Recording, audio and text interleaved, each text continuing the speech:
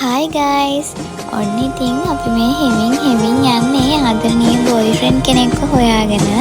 එයාගේ ආදරණීය ගර්ල්ෆ්‍රෙන්ඩ්ගේ ආදරයත් අරගෙන. ඉතින් අපි බලමු ඒ බොයිෆ්‍රෙන්ඩ් සතුටු වෙනවද කියලා.